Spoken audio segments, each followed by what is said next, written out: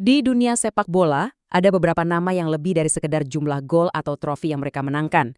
Nama-nama itu jadi simbol. Dan Alessandro Del Piero adalah salah satunya.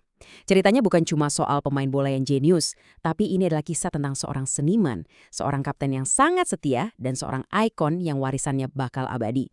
Nah, kutipan ini adalah inti dari segalanya. Sejak awal banget, Del Piero itu bukan cuma gabung sama sebuah klub, dia itu kayak mengikat takdirnya ke Juventus. Kata-kata ini jadi semacam janji setia yang bakal dia pegang teguh sepanjang karirnya, baik di masa jaya maupun di masa paling sulit sekalipun.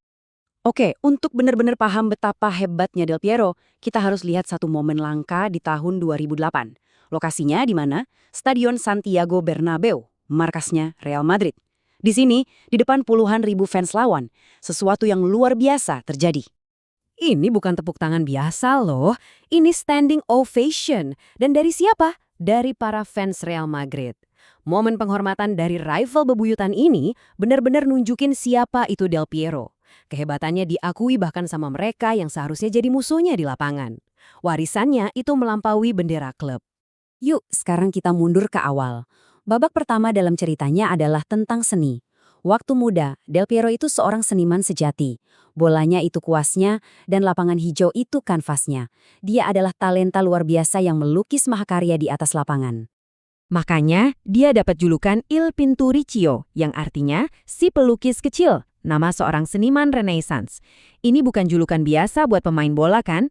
Julukan itu diberikan karena permainannya indah banget, gol-golnya artistik. Dia itu nggak cuma nyetak gol, dia menciptakannya.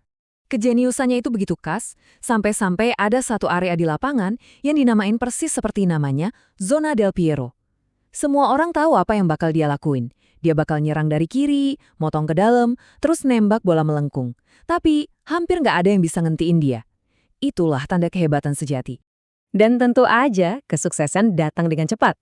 Dia langsung bawa Juventus ke puncak, memenangkan gelar Liga pertama mereka setelah penantian hampir 1 dekade, terus menaklukkan Eropa di Liga Champions, dan bahkan dunia dengan Piala Interkontinental.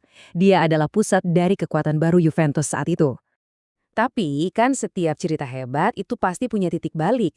Buat Del Piero, titik baliknya adalah cedera lutut parah yang seakan membelah karirnya jadi dua bagian yang sangat berbeda. Sebelum dan sesudah cedera, pemain yang kita kenal akan berubah selamanya. Cedera itulah yang membawa kita ke babak kedua dalam ceritanya. Ini adalah babak tentang ketahanan, tentang evolusi, dan kepemimpinan sejati. Disinilah sang seniman ditempa habis-habisan untuk menjadi seorang kapten yang tangguh. Dengan kata-katanya sendiri, cedera ini adalah titik balik. Dan ini bukan cedera enteng. Ligamen di lututnya robek yang maksa dia absen 9 bulan dan bahkan mengancam mengakhiri karirnya di puncak. Seluruh dunia sepak bola menahan napas. Setelah cedera, dia nggak bisa lagi ngandelin kecepatan masa mudanya. Buat banyak pemain, ini mungkin akhir dari segalanya. Tapi Del Piero, dia beradaptasi. Dia mengubah total permainannya, jadi lebih cerdas, lebih mengandalkan visi dan tekniknya yang superior. Dia seolah terlahir kembali, jadi pemain yang berbeda, tapi sama mematikannya.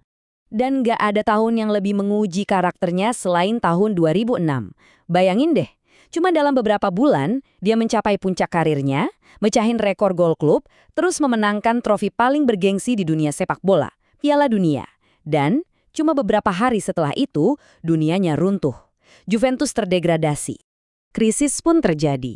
Juventus dilempar ke Divisi 2. Para bintang kelas dunia kayak Ibrahimovic, Vieira, Thuram langsung lompat dari kapal yang lagi tenggelam.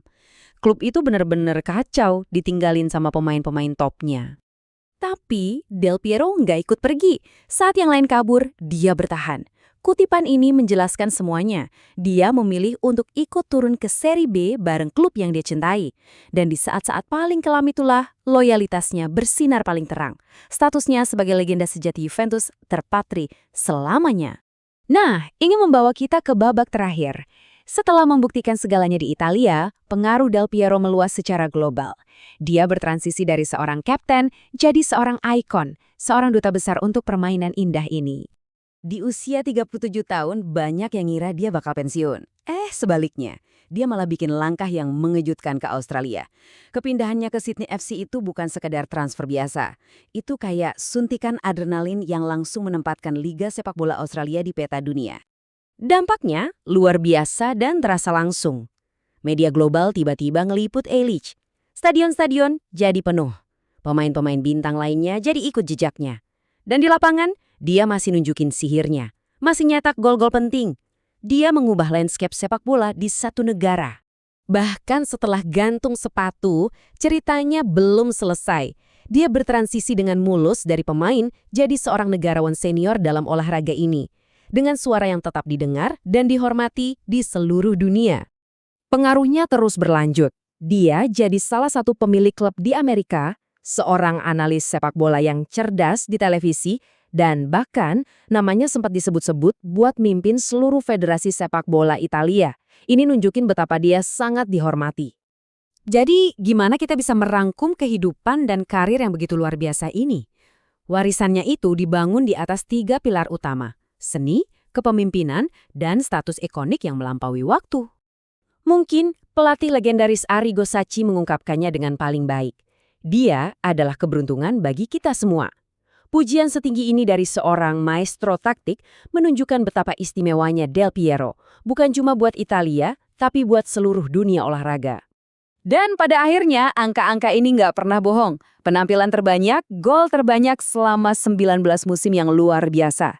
Statistik ini adalah bukti nyata dari kehebatan, daya tahan, dan kesetiaannya yang tak tertandingi pada satu klub. Dia adalah Juventus. Jadi, ini meninggalkan kita dengan satu pertanyaan.